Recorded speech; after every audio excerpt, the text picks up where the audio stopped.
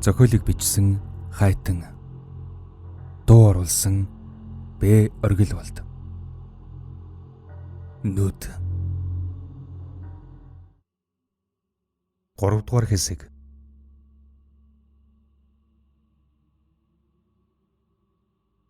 Эмгэн хуучин төмпөнд өвдгөн тэврэн суух жаал хүүгийн нуруунд дээрээс ус асгана. Төмпөнгийн талаар тунсан ус хүрэн улаанаар туяа татна.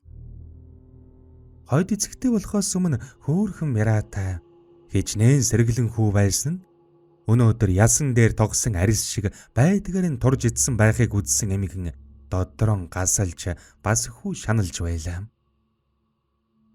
Хүү бүлэх залгижсан аятай тагдуугүй суухад эмгэн "Миний хүү эмээгээ сайн сонс. Одоо уул самтан ийм явдал болсныг мэдээд гад орныг цуурна. Тэгэхээр миний хүүгээс ч гэсэн үг дуулах гэсэн уул самтын шавна.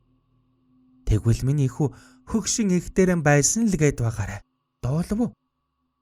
Чи энд надтай хамт байсан шүү. Хаашаач яваагүй. Энд хөгшин ихийнхэн хөл гарын үзүүр зарагдаад л байж байсан гээрээ." Гэхэд хүү толгойд өгчээ. Эмгэн буруу тооцоолсонгүй. Өдөөс хоохон хэсгийн төлөөлөгчээр хачин баргаар царайлсаар гэрийнхэн үүдээр орж ирэв. Болсон хэрэг явдлыг огтоос дуулаагүй янзтай мен дус болж цай цуугэж байтал хэсгийн төлөөлөгч сая нэг ирсэн учран хэлжээ. "За, норжингүй. Би их л муу мэдээтэй явна да. Танаа хөргөнийг голомтоор хүйс тэмтрүүлж гэж би түрүүхэн очичоод ирлээ. Нүд халтрамлын болж таа. Та сэтгэлэн бариарай." Гэхэд норжин өөрийг нь хүчлэн ярваж уйлахчин аядав. Тэгснэн "Яагаад ийм юм болчихв та? Ядаж гимгүү хэдэн хүүхдийг нь үлдээч гэж болоогүй юм байх та."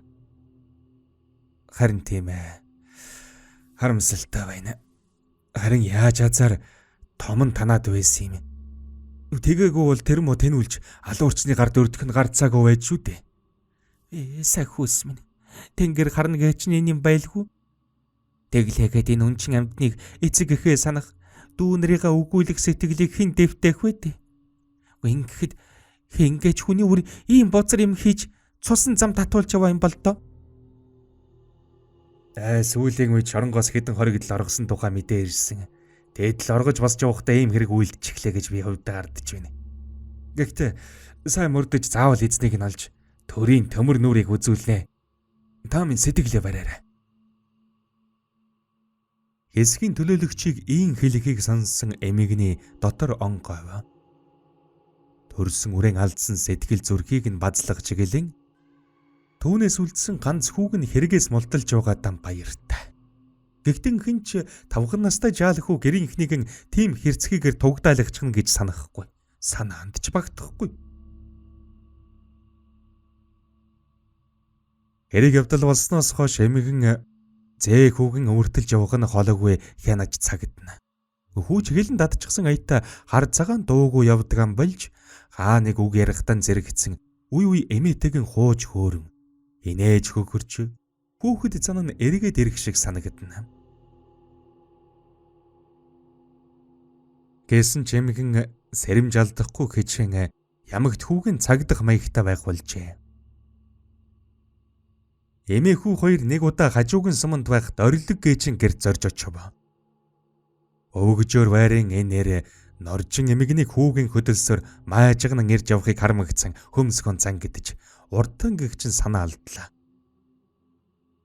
Үүдээр орж мэд мэдхийн хооронд эмээгийнхэн араар нуугдсан жаал хүүгийн харцыг олж харав. Хэдэн жилийн өмнө харсан тэр харц мөнөөс мөн авч тэр үеийнхийг бодвол улаа үзэж цусамсан догширсан байлаа. Цай цуу болж байх зур дорилог хүүд тавхтаа идэ өгч "Миний хөө идэ амс" гэв. Хүү жижигхэн гаран итгэл муутайхан сунгаж жижиг харуулнаас нэгийг аван амандан хийлээ. Дорилог том охин нь дуудуулж Миний охин энэ дүүг аваад гадаа байж бай гэд гаргаж. Норжин эмэгэн Дорилгийн амнаас унсан өгвөрийг тогтоож авахаар бодлоо нь зэхэж чихэн дэлдэлгэн сууна.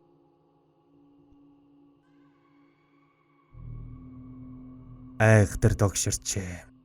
Яадаг вэ хөө? Яаж хөөхэ? Айхтар догширч гэж.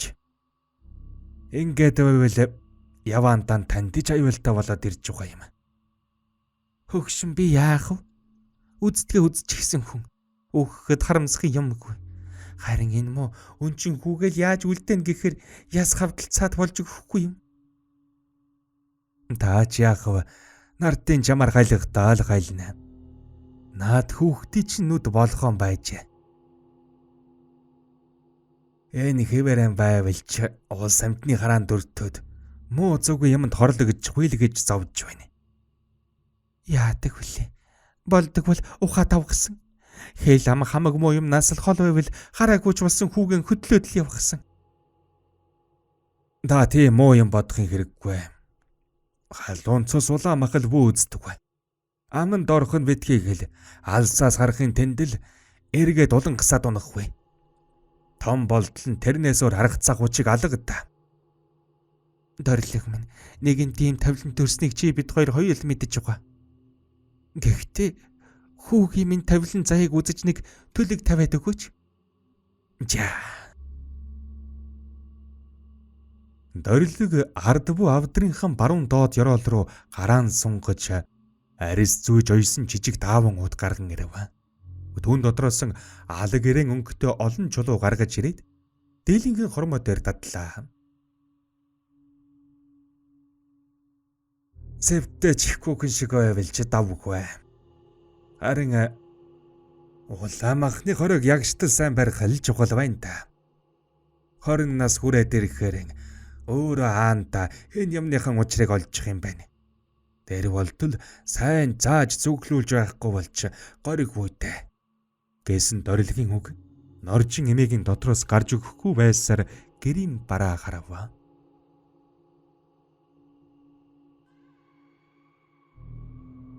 Лааны бүдэг гэрэлд хүүгийнхэн хуучин дээлэн онгорхой цаорхойг нөхөхөр суусан эмээ нүд нь үзэхгүй учраа зэгсэн яман хойш хурааж тавилаа. Энэ зур гэрийн баруун талд буй орон дээр ганцаараа шулган нь тоглож хэвдсэн хүү унтаад өгсөн байв. Өмнө нь байх жижиг ширээг түшин босч ирээд ураасан барааны хамгийн дээрээс хөнжил авч хүүгийн хучин хажууд нь суулаа. Нялх багын үнэр нарилаагүй шингэн харвсыг нь хойш илж туханд нь даврсан хөлсийг нь жарчав. Ивэ минь яхаран ийм заяан төрчхөд ингэж зовж явдаг үл юм бол тоо хөөрхи. Надаас хойш энэ минь яах бол тоо хэмээн бодож суусаар хүүгийнхэн хажуугаар орон унтаад өглөө. Эмээ хүүгийн хаачвсан чирсээр нэг л мэдхэд дөрвөн хавар дөрвөн намрыг үзжээ. Хүү 9 нас хүрв. Өдөр өдрөөр өөрийгөө танихан болтол өдөлсөн Норжин эмээгийн гар хөлийн үзүүрт ганц хөөнлөг үйнэ. Гал хөс малхуу гэж гүйсээр үеийн хүүхдүүдд ээж тоглож наадахын завгүй үлссэн амар хүү хэзээний л том хүн аятай байх болжээ. Ямар сандан хэд хоног хамрын ханаад хурж хэвдсэн эмээ нь галдаан төлөө хийж их санаатай өндөгтөн унаж золтол яс үсэн хугалжсангүйд амар хөө хэд хоног нам хэвтээд хурдан тэнхрэхэ бодохгүй өндийжл байдаг. Хэлчихсэн бол хүүн хийчихэн штэ. Миний зүрүүдсэн танаас л угшилтаа гэж ирээд овордно. Эмээ хүүгийн өхөөртөн омголдож хадсан уруулаараа үнэрлэг хаятаа хүүгийнхэн үгэнд орно. Хааныг түлээд үлшгүй болохоор хүү хажуу айлдан очиж хар бор ажлыг нь нугалж өгöd ганцаар догдохгүй тэрэг түлштэй болж гана. Үс хэрэглэн гэж чигтэйхэн. Амар хүүг хавийн ус шагшин магтах болжээ. Үүн дэмэг нь нэг талаар талархах бас багархах авчаа. Нөгөөтэйгүр нуух ёстой тэр эрднийг нь олоод мэдчихвээ. Муу улсын гарт өрдчихвээ гэж баахан санаа зовнин. Гэлээгээд яах вүлээ? Хоёр өвдөг нь тэнийхээр нуглахгүй. Нугларахаар нь тэнийхгүй. Таваалгаад өнхрөд өгчих гээд байхад димэл алга хавсран зайлбарж суух. Үдэгж үтэл хэрэг мандав. Амрын очиж тусалдаг айлын залуу эхнэрийнх нь алтан бэлзэг гээгдэжээ. Айл хотлоорон ирээд сүйд болов. Гэхдээ амарч тэдэнд тусдим болж цуг эрэлцэж байтал баяны эхнэр нөхөртөө энэ амар гэж хэний хүрэн мэддэхгүй хачин тэнүүлчмийг авчирснаас болж хулгай зэлхий тасархаа байлаа.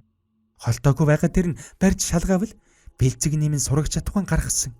Гэтэл чи огт хөдлөхгүй юм гэж шавдуулна. Нөхөр нь тамхиан баагуул суухтан за чи болж үз. Ийм жаахан амтныг байтал хулгай зэрдэж буянта базар хийх нүдэ. Хэмээн эсэргүүцжээ. Эхнэр нь ч мөчөөгөн өгөлгүй. Хулгайд хөгшин залуу гэж байсныг би л мэдэхгүй. Чийл хөргөлөд байдаг болохоос биш надад л анхаарахаас авахулаад хачин муухай эвгүй л байсан. Харах царайны л хулгайж байгаа үсттэй. Үчитэр хараач.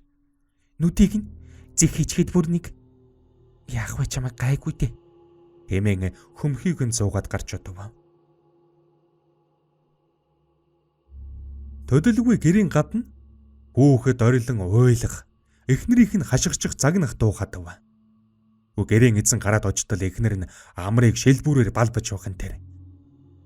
Аль чи тэр алтан бэлзэг гаргаад ир. Чи нэмүү чавганц та хоёрын насаараа идлээгүй үнтэй ид шүү. Бушуул чи гаргаад ир гэж юм шүү.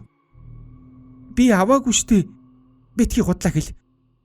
Чамма удам содургүй өгөр гуйлахчингаас өөр хэн авдаг юм? Аливчи дээлээ тайл. Үзэн би.